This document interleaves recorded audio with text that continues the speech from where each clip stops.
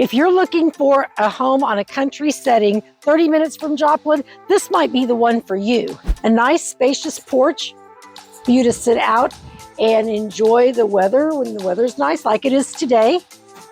Lovely stone on the outside and metal. Let's go in.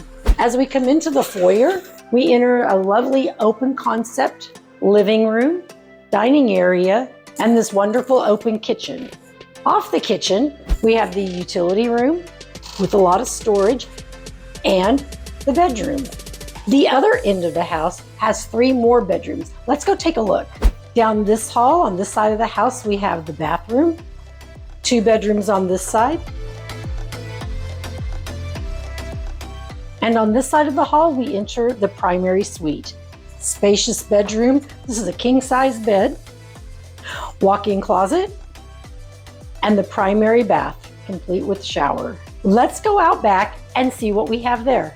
Coming off the dining room, we have this wonderful covered deck that looks out over a fenced yard, perfect for kids and dogs, and a lovely view in a peaceful setting. So if you're looking for a country setting, 8 acres, a shop, and a lovely home, come check out this house at 7848 Blackberry Road, Sarcoxie, Missouri.